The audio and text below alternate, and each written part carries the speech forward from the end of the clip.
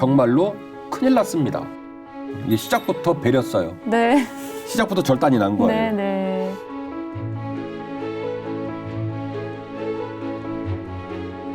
딱 돌아서자마자 죄를 짓는 모습을 마주했을 때 그 예. 좌절스러움이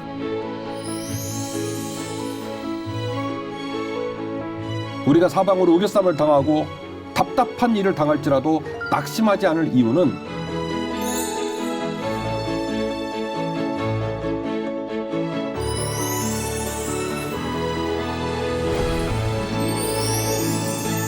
세욱 씨 잘 지내셨죠? 네, 안녕하세요, 목사님. 어떻게 지난주에 처음으로 저하고 방송을 해보셨는데 네. 괜찮으셨어요? 네.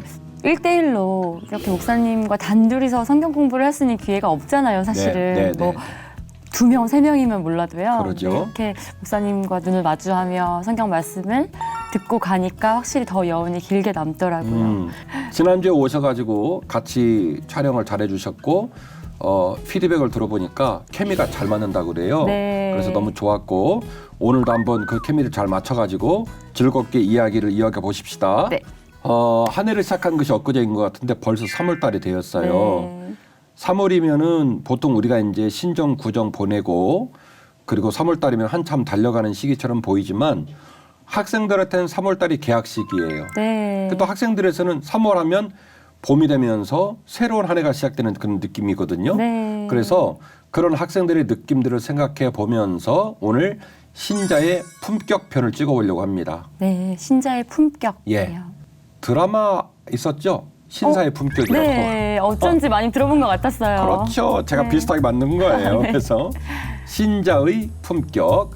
무슨 얘기를 들려드리려고 할까? 이 아침에 귀를 쫑긋 아마 세우시고 들어보시면 또 이런 말씀이 있구나 이렇게 생각하시면서 오늘 하루 주와 함께 신나게 하루를 잘 보내셨으면 좋겠습니다. 자, 제가 품격이란 말을 좀 썼잖아요. 네. 사전적인 의미를 읽어드릴게요. 사람 된 바탕과 타고난 성품, 사물에서 느껴지는 품위 이렇게 돼 있어요. 네. 타고난 성품이요. 예. 네. 자, 포인트를 짚으셨는데 네. 품격이란 말을 사전적으로 제가 읽어드린 거예요. 사람으로 말을 해도 타고나야 한다는 거예요. 그리고 그 사람의 바탕 색깔이래요. 그리고 물건을 말한다면 그 물건에서 느껴지는 품위라고 얘기를 하는 거예요. 네.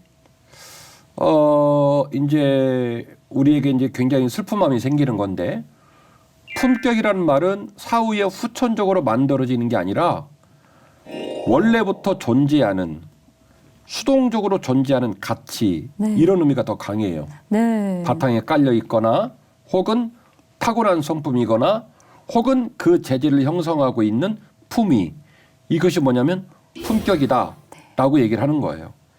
자, 그렇다면 기독교적인 관점에서 과연 신자의 품격이란 말이 온당한가? 네. 쓸 수 있는가? 네. 원래 그리스도인이 지금 제가 품격의 사전적 의미를 말씀드렸으니까 그 사람의 바탕의 결이다.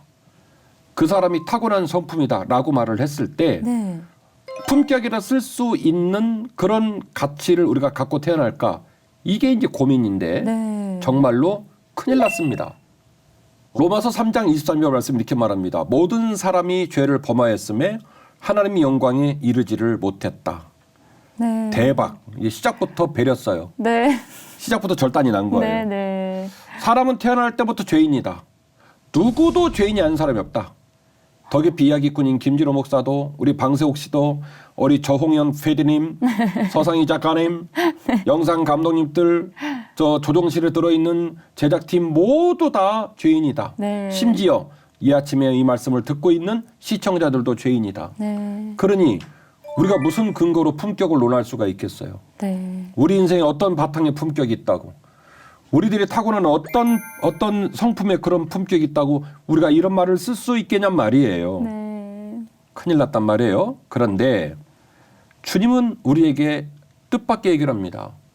나는 너희를 세상에 빛과 소금으로 보냈다. 네. 참 듣기 좋은 얘기고 가슴 찌는 얘기인데 품격이라는 단어를 연구하고 품격이라는 단어로 접근해보니 애들 쓰는 말로 멘탈 붕괴요. 우리가 타고난 성품은 품격이라 논할 수가 없는 그런 죄인의 모습으로 타고났는데 어찌하여 우리 주님은 우리를 세상에 빛과 소금으로 보냈다 얘기하실까? 오늘 계속 마음의 저항과 괴로움을 가지고 이 덕이피를 잘 따라오시면 끝날 때쯤 되면 우리 시청자들이 아하! 이래서 덕이피 이야기꾼이 비전과 소망을 말하고 있구나 깨달음이 오실 줄로 믿습니다. 너희는 세상의 소금이니 소금이 만일 그 맛을 잃으면 무엇으로 짜게 하리요. 후에는 아무 쓸데없어 다만 밖에 버려져 사람에게 밟힐 뿐이니라. 너희는 세상의 빛이라. 산 위에 있는 동네가 숨겨지지 못할 것이요. 사람이 등불을 켜서 말 아래에 두지 아니하고 등경 위에 두나니 이러므로 집안 모든 사람에게 비치느니라. 이같이 너희 빛이 사람 앞에 비치게 하여 그들로 너희 착한 행실을 보고 하늘에 계신 너희 아버지께 영광을 돌리게 하라. 아멘. 오늘 이 회차의 주제를 신자의 품격이라는 표현을 썼어요. 그 품격이라는 말과 아주 그 같은 의미의 말이 오늘 읽으신 본문에 나옵니다. 너희들의 착한 행실로라는 말이에요. 네 생각, 네 뜻, 네 삶의 자리의 향기들이 착한 행실이래요. 세상 모든 사람들로 하여금 하늘에 계신 아버지께 영광을 돌리게 하라. 그렇게 사는 게 뭐냐면 네가 세상에 빛이 되는 일이고 네가 세상에 소금이 되는 일이다. 이렇게 말씀하신 거예요. 주께서 말씀하시는 거예요. 세호가 진호야 내가 너를 세상에 짱돌로 보내지 않았어. 네. 내가 너를 세상에 근심거리 걱정거리로 보내지 않았어. 내가 너를 세상에 빛과 소금으로 보냈단다. 네. 네가 빛이 되어주렴. 네가 소금이 되어주렴. 그리하면 그와 같이 살아가는 너의 착한 행실로 말미암아 세상 모든 사람들이 하늘에 계신 너희 하나님 아버지께 영광을 돌리게 된단다. 그래서 제가 오늘 회차의 제목을 신자의 품격이라고 지은 거예요.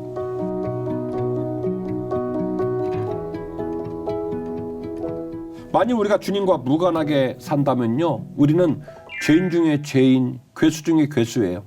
사도 바울이 말했던 것처럼 네.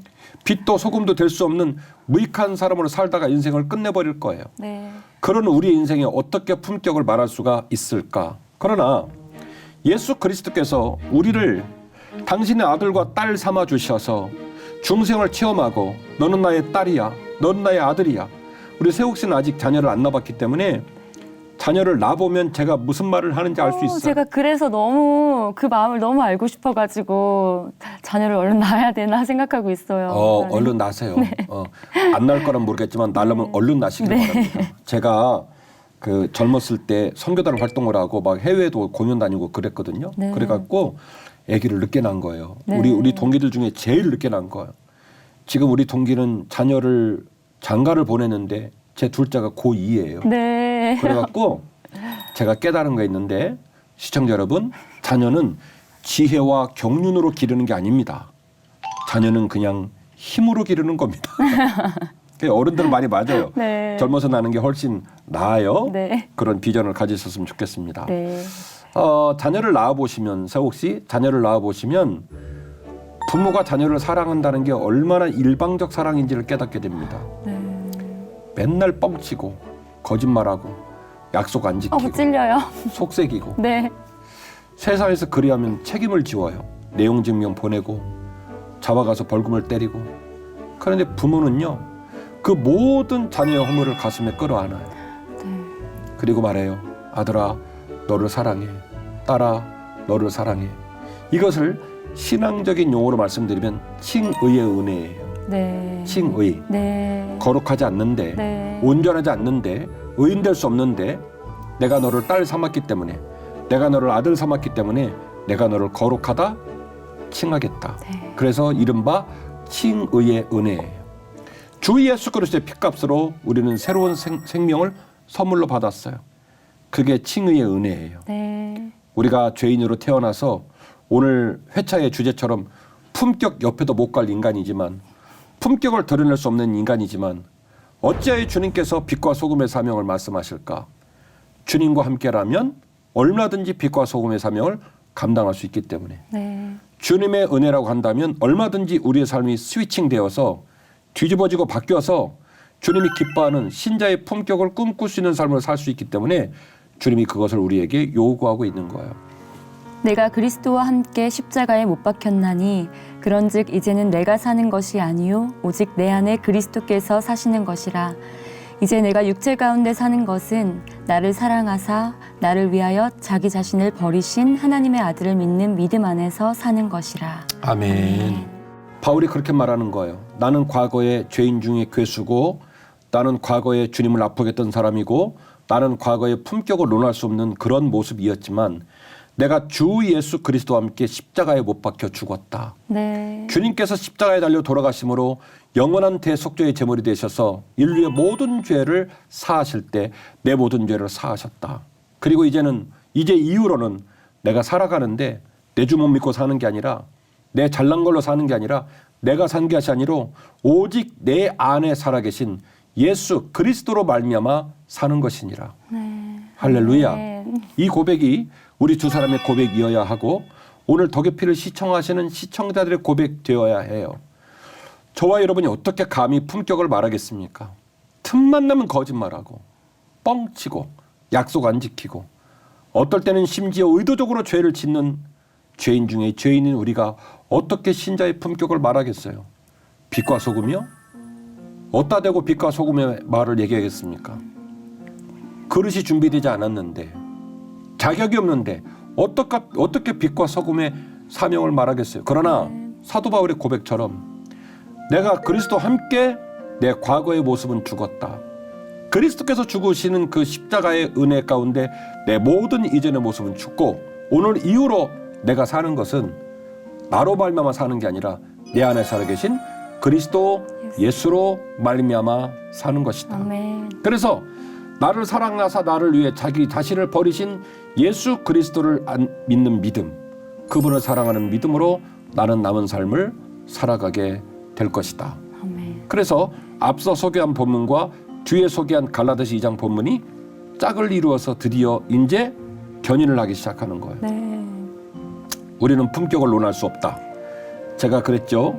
시작부터 심란하다. 우리는 품격을 논할 수 없는 죄인이기 때문이다. 네. 그러나 갈라디아서 2장 20절 이하의 본문처럼 주 예수 그리스도의 피값으로 칭의를 받고 주 예수 그리스도의 피값으로 우리의 삶의 신분이 변화되어서 하나님의 아들과 딸이 되고 난 후에 그분의 은혜를 쫓아 살아가니 주님의 명령처럼 우리는 빛도 될 수 있고 우리는 소금도 될 수 있다. 네. 그리고 너희들의 착한 행실로 하나님께 영광을 돌리게 하는 그 명령을 우리는 받을 수가 있다. 네. 어떠세요?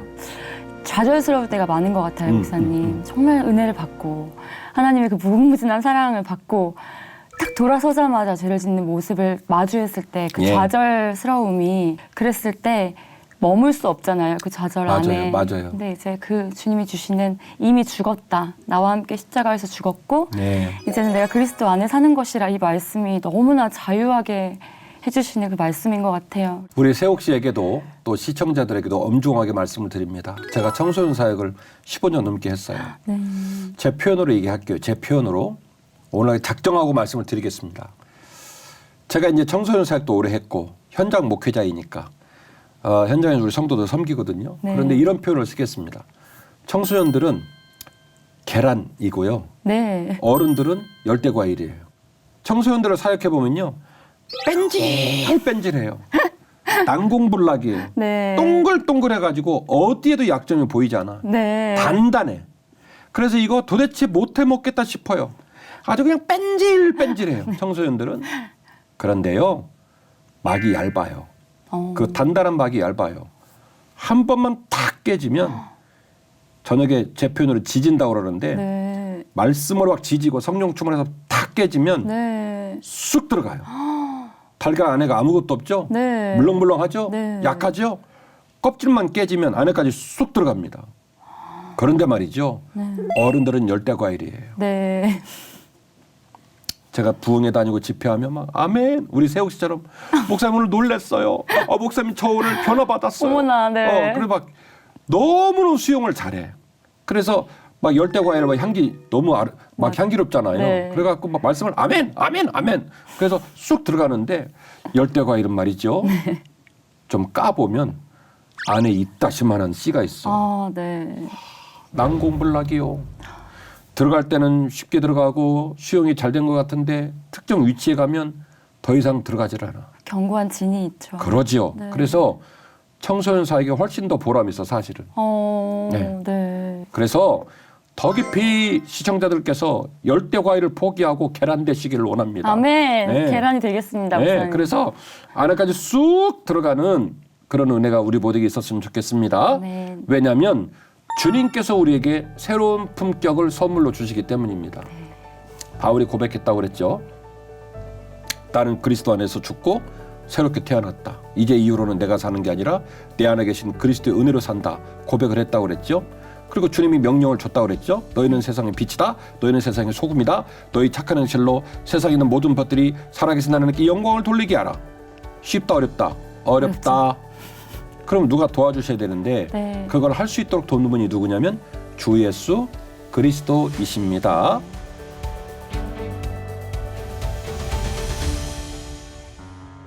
그러므로 우리가 낙심하지 아니하노니 우리의 겉사람은 낡아지나 우리의 속사람은 날로 새로워지도다.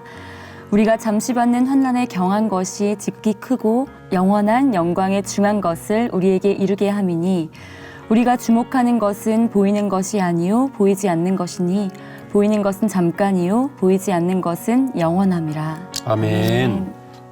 사도 바울은 고린도 교회 교인들에게 이렇게 권면합니다. 우리가 그동안 많이 싸웠다. 고린도 교회가 몇 개파로 나눠졌냐면 4개파로 나눠진 거예요. 바울, 아볼로, 게바, 그리스도 이렇게 갈라진 거예요. 네. 우리 고향 사투리로 박터지게 싸웠어요. 네. 그리고 6가지 이상의 분쟁 사안으로 맨날 다퉜어요. 네. 그러니까 고린도 교회 교인들은요. 사도 바울 입장에서 머리가 지끈지끈 거릴 정도로 염려와 근심이 많았던 목양 대상들이었습니다. 네. 그런데 고린도서 4장 16절 이하의 말씀을 통해 사도 바울 말합니다. 우리는 낙심할 이유가 없다. 낙심해서는 안 된다. 우리의 겉사람은 점점점 낡아지고 우리의 겉사람은 점점점 향기를 못 내서 품위가 떨어지지만 그러나 속사람은 날마다 새로워지기 때문에 네. 우리의 환난과 역경과 고난 가운데 겉사람이 후패해져 가고 우리가 부족해져 가는 것 같지만 주 예수의 은혜가 우리 마음에 임하고 주 예수께서 우리에게 그 은혜로 삶을 이끌어 주실 때 속사람은 날마다 새로워지기 때문에 우리는 절망해서 안 된다. 네. 이렇게 고백을 하고 있는 거예요. 그래서 말합니다. 비록 우리가 주목하는 것이 보이는 것들 때문에 낭만할 수 있지만 보이지 않는 것을 주목할 수 있는 믿음의 눈이 필요하다. 그 믿음의 눈을 뜨면 그 믿음을 통하여 우리의 속사람이 날마다 새로워질 수 있다. 이렇게 고백을 하고 있는 거죠. 우리가 이 보배를 질그릇에 가졌으니 이는 심히 큰 능력은 하나님께 있고 우리에게 있지 아니함을 알게 하려 함이라. 우리가 사방으로 우겨쌈을 당하여도 쌓이지 아니하며 답답한 일을 당하여도 낙심하지 아니하며 박해를 받아도 버림받지 아니하며 거꾸러뜨림을 당하여도 망하지 아니하고 우리가 항상 예수의 죽음을 몸에 짊어짐은 예수의 생명이 또한 우리 몸에 나타나게 하려 함이라. 아멘. 사도 바울은 우리의 몸을 뭐라고 표현하냐면 질그릇이라는 표현을 썼습니다. 새 혹시 집에 가면 어떤 뭐 폐물 같은 거 있죠? 네, 있죠. 그 폐물들을 어디다 담아놓죠? 육개장 사발면에다 넣습니까? 아니요, 소중하게 놔두죠. 소중하게 넣는단 네. 말이에요. 그런데 바울은 놀라운 얘기를 해요. 누가 봤을 때 별것도 아닌 것 같고 누가 봤을 때 주목하지 않을 것 같은 우리. 그 뭐라고 표현해? 우리는 질그릇이다. 이렇게 표현을 했는데 이 질그릇 안에 뭐가 담겼냐면 보배가 담긴 거예요. 놀라운 고백이에요. 네. 나나 당신들이나 주 예수 그리스도의 보배를 담을 수가 없는 질그릇. 흔하고 평범하고 아무것도 아닌 같은 질그릇. 이 질그릇에 누가 담겼냐면 보배 대신 주 예수 그리스도가 담겼다는 거예요. 아멘. 그래서 힘이 큰 능력이 우리에게 있는 게 아니라 누구에게 있냐면 우리 그릇에 담긴 주 예수 그리스도께서 나온다는 거예요. 네. 우리가 사방으로 우겨쌈을 당하고 답답한 일을 당할지라도 낙심하지 않을 이유는 우리는 질그릇이지만 우리 안에 좌정하시고 우리 안에 담겨지고 우리가 소중하게 안고 있는 주 예수 그리스도께서 보배이시기 때문에 아멘. 우겨쌈을 당해도 절대로 낭만하는 이유가 없다라고 사도 바울이 고백을 하고 있는 네. 겁니다. 결국 이런 맥락 속에서 어마어마한 고백이 나오게 되는데요. 그런즉 누구든지 그리스도 안에 있으면 새로운 피조물이라. 이전 것은 지나갔으니 보라 새 것이 되었도다. 아멘. 아멘. 아멘. 제 능력, 제 지혜로 맡기신 교회를 어떻게 감당할까? 더 깊이 많은 시청자들의 사랑하는 이 프로그램을 내가 어떻게 더 감당할 수 있을까? 아들만 둘인데 내가 정말 좋은 아빠일까? 고민할 때가 너무나 많아요. 네. 우리 둘째는 자라면서 저한테 많이 맞았어요. 그래서 아이가 크고 나니까 그게 그렇게 마음이 아파요. 네. 아이를 잡아주고 잘 이끌고 싶어서 때로는 훈육을 하기도 했지만 그게 너무 마음이 아파요. 내 인생 무엇으로 내가 주 앞에 내놓을 게 있을까 싶어요. 그러나 내가 그리스도 안에 있기 때문에 그 그리스도의 능력으로 새로운 피조물을 될 수 있고 그 새로운 피조물을 살 수 있다는 소망을 갖기에 오늘 하루를 또 사는 거예요. 이 선포에 정말 자유가 있어요, 목사님. 예. 우리의 삶 속에서 우리가 어떻게 품격을 말하겠어요. 그러나 주님께서 우리 안에 항상 내주하시고 그 주님께서 우리의 삶을 조금씩 이끌어 가실 때 끝내 우리가 빛이 되는 거예요. 작은 빛에서 시작해서 큰 빛으로 가고 그리고 소금이 맛을 잃지 않고 진짜 소금의 맛을 내서 우리 때문에 부패를 받고 우리 때문에 맛을 내고 그래서 가정이 변화되고 교회가 변화되고 이 땅이 변화되는 기적이 일어나기를 간절히 원합니다. 아멘. 그 사명을 주님께서 우리에게 주신 거예요. 내가 너희를 세상에 빛과 소금으로 보냈다. 제가 지난주에 함께 읽었던 말씀을 이번 주 한 번 더 읽으려고 그래요. 그러므로 형제들아 내가 하나님의 모든 자비하심으로 너희를 권하노니 너희 몸을 하나님이 기뻐하시는 거룩한 산 제물로 드리라. 이는 너희가 드릴 영적 예배니라. 너희는 이 세대를 본받지 말고 오직 마음을 새롭게 함으로 변화를 받아 하나님의 선하시고 기뻐하시고 온전하신 뜻이 무엇인지 분별하도록 하라. 내게 주신 은혜로 말미암아 너희 각 사람에게 말하노니 마땅히 생각할 그 이상의 생각을 품지 말고 오직 하나님께서 각 사람에게 나누어 주신 믿음의 분량대로 지혜롭게 생각하라. 아멘. 로마서 12장 1절의 본문은 이렇게 우리에게 권면하고 있습니다. 너희 형제들아 너희를 권하는 너희 몸을 하나님이 기뻐하시는 거룩한 산제물로 드리라는 거예요. 세옥 씨, 네. 제물은 살아있으면 돼요 안 돼요? 안 되죠. 안 되죠. 네. 제물의 사명은요 죽어야 되는 거예요. 그 짐승이 죽기 때문에 그 죽는 짐승에게 제물이라는 이름을 쓴 거예요. 네. 그러니까 제물 이렇게 쓰여지면 제사에 드려졌다 이 말이니까 죽는 거예요. 그러니까 산 제물은 있어요 없어요? 없어요. 없어. 네. 그런데 12장 1절에는 말하기를 너희 몸을 주께서 기뻐하시는 거룩한 산 제물로 드리라는 거예요. 죽지 말라는 거예요. 그러나 이 말씀이 눅눅하게 다가올 것은 네가 살아있지만 마치 제물 됐다고 생각하고 살라는 거예요. 네. 김진호, 주 예수 그리스도의 은혜를 따라 옛사람을 죽여야 돼. 사랑하는 딸 세옥, 너의 옛사람을 주 예수 그리스도의 은혜로 피값으로 죽여야 돼. 그래서 산 제물이라는 표현을 쓰신 거예요. 네. 너희 몸을 하나님이 기뻐하시는 거룩한 산 제물로 드리라. 이것이 너희가 드릴 영적 예배이니라.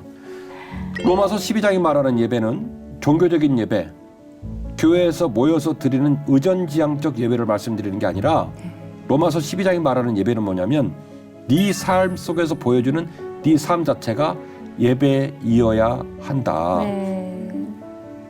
부부가 살아가는 것도 뮤지컬 배우로 활동을 하는 것도 김 목사 운전하고 다니고 목회하고 사람들 가운데서 하루하루를 살아가는 것이 예배자의 삶이 되어야 된다. 네. 이렇게 권면하는 거예요. 그리스도 예수 그리스도의 뜻을 분별하고 하나님 뜻을 분별하여 세상을 본받지 말고 변화를 받아 하나님이 기뻐하시는 거룩한 산 제물의 삶을 살라는 거예요. 네. 이것이 바로 로마서 12장이 말하고 있는 메시지입니다.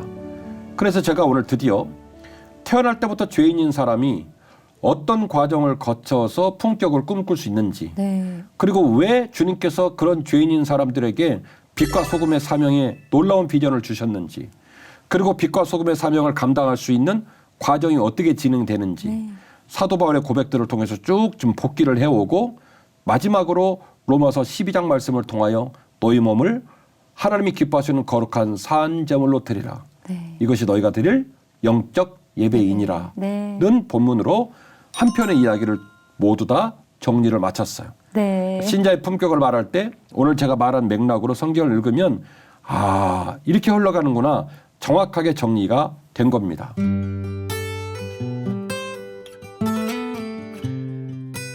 저도 오늘 녹화를 하면서 이렇게 마음이 아프고 제 마음에 뜨거운 도전이 있는데 네. 그 감격을 마음에 품고 제가 한 사람을 소개하려고 해요. 네. 그 소개한 사람을 같이 한번 묵상하고 공감하고 이 사람처럼 혹은 이 사람보다 더 신자의 품격을 드러내는 삶으로 살겠다는 다부진 결단이 네. 우리 모두에게 있으면 오늘 방송 성공한 거예요. 네. 그래서 그런 이야기의 도전을 위해서 소개를 좀 하려고 합니다. 일본 국적기를 가슴에 달고 있죠. 네. 고다이라 나오라는 선수인데 네. 지금 이 보여주는 두 사진은 2018년 평창 올림픽 때 이 고다이라 나오 선수가 했던 행동이에요. 보면 뭐 하고 있어요? 지금 손가락을 입에 이렇게 갖다 네, 대고 있어요. 조용히 해주세요. 네. 조용히 해주세요. 이런 모습이잖아요. 네. 요 모습이 평창 올림픽 때 자기 경기를 마치자마자 한 행동이에요. 마치자마자요? 네. 보통 자기 마치면 박수가 막 나오지 않나요? 네, 우선은? 네. 뭐 박수가 나왔어요. 왜냐하면 어마어마한 점수가 나왔어. 오, 네. 이분이 뛴 그 경기가 14조를 뛰었는데요. 이상화 선수가 15조. 네, 네. 조금 있으면 바로 누가 뛰냐면 이상화 선수가 뛰는 거예요. 그리고 고다이라 나오 선수하고 이상화 선수는 숙적 사이예요. 네, 네. 네. 4년 간격으로 올림픽이 있는데 그 앞에 이따가 말하겠지만 경기 때마다 이상화 선수 때문에 이 사람이 고배를 마셨어. 네, 금메달을 많이 땄을 때. 그렇죠. 이상화 선수. 이상화 선수가 계속해서 금메달을 쓸었거든요. 네. 그러니까 사실은 본인이 성적이 엄청 잘 나오면 드디어 꿈을 이룬 거예요. 그렇죠. 네. 네. 그래서 막 일본인 관중들이 막 소리를 지르고 그러면 더 하라고 해야 돼. 그렇죠. 네. 만끽해야죠. 네. 보통은. 그런데 이 고다이라 나오 선수가 손을 내밉니다. 조용히 해주세요. 네. 조용히 해주세요. 놀라운 광경이에요. 보통 우리는 우리 민족들에게는 한일 감정이라는 감정이 있어서 축구가 됐던 야구가 됐던 스피드 스케이팅이 있던 아무튼 경기 붙으면 우리는 무조건 이겨야 돼. 그렇죠. 우리만 그러냐면 일본도 마찬가지예요. 네. 그래서 이 경기가 더 정서적으로 갈등의 요인이 심했어요. 네. 그리고 바로 다음 순서니까 더 그랬겠어요. 예. 아주 숙적 같은 두 사람이 14조, 15조로 뛰니까. 네. 이런 상황에 고다이라 나오 선수가 뜻밖의 행동을 한 거예요. 조용히 해주세요. 근데 문제는 방송으로 이 선수가 왜 이런 행동을 했는지 아무도 말을 안 했지만 네. 그 행위를 보는 모든 사람이 알아들었어요. 이상화 선수를 배려하는구나. 바로 다음에 이상화 선수가 뛰기 때문에 긴장하지 않도록 네. 어렵지 않도록 배려한 거예요. 실제로 15조로 이상화 선수가 뜁니다. 그 다음 사진인데요. 경기를 마치고 들어왔는데 성적이 고다이라 나오 선수보다 훨씬 안 좋았어요. 네. 그래서 은메달을 따게 됩니다. 그런 상황이 되니까 이상화 선수가 얼마나 눈물이 나겠어요. 근데 뜻밖의 행동을 합니다. 그냥 경기장으로 들어와서 지금 보면 태극기를 이 사람 일본 선수인데 어머, 네. 태극기를 더 잘 보일 수 있도록 도와주면서 이상화 선수가 들고 있는 태극기를 쫙 펼칠 수 있도록 도와주면서 이상화 선수를 끌어안고 있죠. 그리고 이렇게 말을 했어요. 나는 여전히 당신을 존경한다. 잘 뛰었다. 와. 멋있죠. 네, 너무 멋있어요. 이런 어마어마한 이야기가 2018년 평창 동계올림픽에서 일어났어요. 이상화 선수는 2018년 당시 29세, 그리고 고다이라 나오 선수는 32세. 3살이나 나이가 많아요. 네. 그래서 그런지 2010년 밴쿠버, 2014년 소치에서 500m에서 계속해서 이상화 선수가 금메달을 땁니다. 이때 당시 고다이라 나오 선수는 밴쿠버에서 12위, 소치에서 5위. 한참 밀리는 성적, 저조한 성적을 낸 거예요. 네. 그래가지고 결국에는 이 고다이라 나오 선수가 30세의 늦은 나이에, 늦깎이의 나이에 홀로 네덜란드로 유학을 갑니다. 이분이 아주 특이한 분인데요. 이 사람은 원래 스포츠 선수가 아니에요. 네.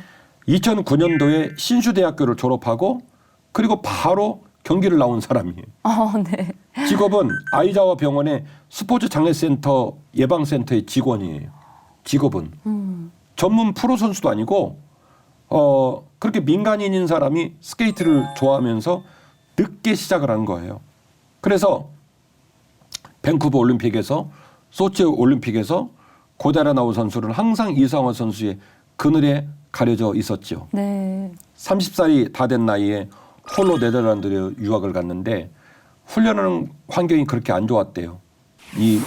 이 막사 그 가축들을 기르는 그 막사를 개조한 숙소에서 자면서 훈련을 하게 되었고 그렇게 맹렬하게 훈련을 해가지고 2016년부터 2017년까지 국제 무대에 있는 모든 500m 경기를 다 쓸어버립니다.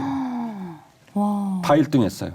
대단한 선수네요. 그리고 국제 빙상 경기 연맹 월드컵 시리즈에서 2016년 이후로 15번 우승을 했어요. 15번이요? 네. 그리고 1000m에서도 세계 신기록을 보유하고 있었어요. 그러니까 2018년도에 고다이라 나우 선수가 1등을 한 건 솔직하게 말하면 본인 입장에서는 마땅히 가져갈 금메달을 가져간 거예요. 네. 그가 비록 소치 올림픽 밴쿠버에서 밀리긴 했지만 그 세월 동안 칼을 갈고 역량이 그렇게 올라간 거예요. 이미 올림픽 이전에 모든 빙상 경기에서 1등 다 했어요. 네. 그래서 사실 평창 올림픽에서 고다이라 나우 선수는 내가 이제는 이상화를 뛰어넘었어.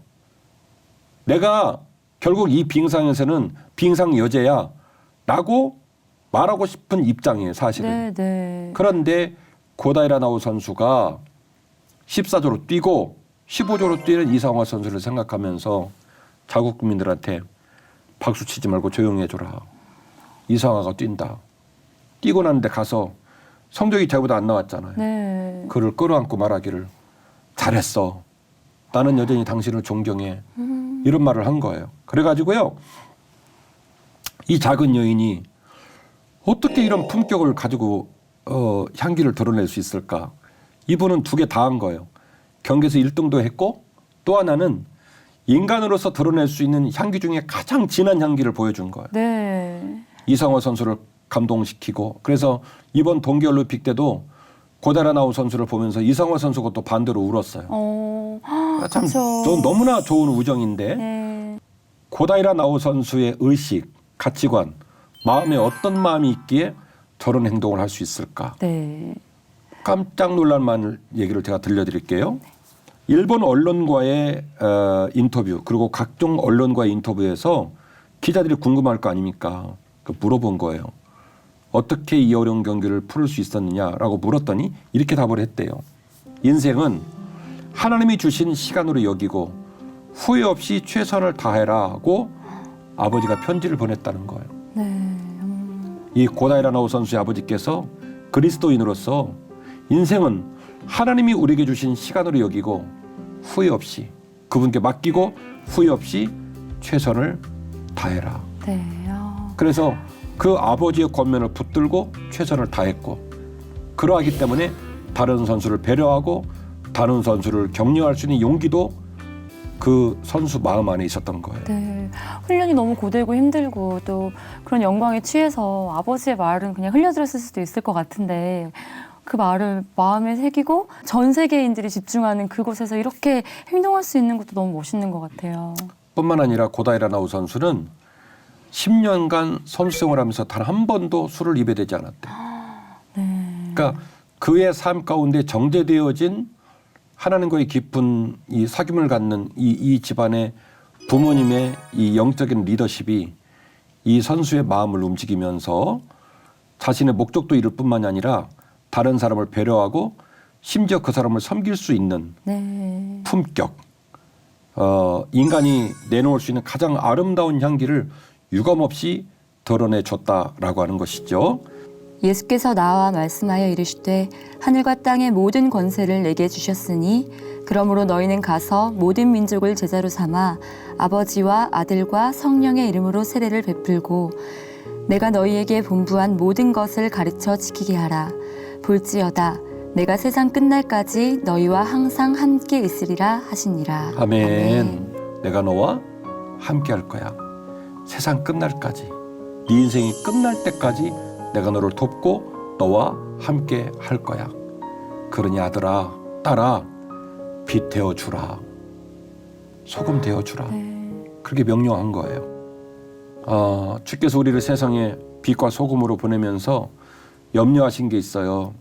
얘야, 어떤 사람이 등불을 켜가지고 말 아래 두겠니? 이 말이 뭐냐면 원문 직역을 하면 볼이에요. 우리 왜 저 집에서 음식 만들 때 동그란 식기 있죠? 이 볼. 이 볼로 누가 등을 켜갖고 볼로 딱 덮어놓은 사람이 있냔 말이에요. 등불을 켜면 등경유에 매달겠죠. 소금이 맛을 잃어버리면 세상 사람들이 소금을 땅바닥에 집어던지고 발로 밟고 다녀. 세상 모든 사람들이 인정할 수 있는 거룩한 품격. 비록 질그릇이지만 우리 그릇에 담긴 예수 그리스도의 향기와 그 아름다운 빛깔이 유감없이 세상을 밝히는 그런 삶으로 우리 그리스도인들이, 주님의 백성들이 살아내었으면 좋겠습니다라는 마음으로 오늘 이야기를 들려드렸습니다.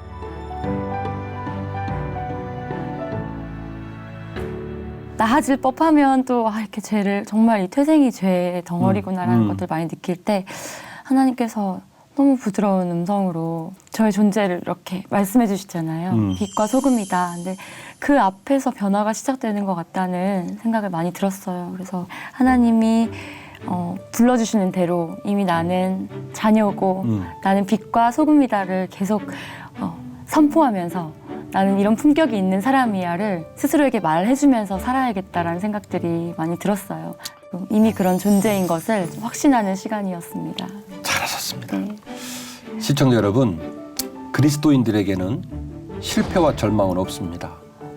인생을 살다 보면 인생이 무겁잖아요. 그 무거운 것은 시련이고 고난이고 인내해야 될 우리의 인생의 과제일 뿐입니다. 하나님께서 우리와 함께 하시기 때문에, 예수님이 우리와 동행하시기 때문에 얼마든지 빛날 수 있습니다. 주께서 그렇게 써줄 줄로 믿고 믿음의 길을 또박또박 잘 걸어서 우리 제작팀 그리고 시청자들 모두가 신자의 품격을 유감없이 드러내고 세상의 빛과 소금의 사명을 잘 감당했으면 좋겠습니다. 아멘. 오늘 함께해 주셔서 고맙습니다. 네, 목사님 감사합니다. 고맙습니다.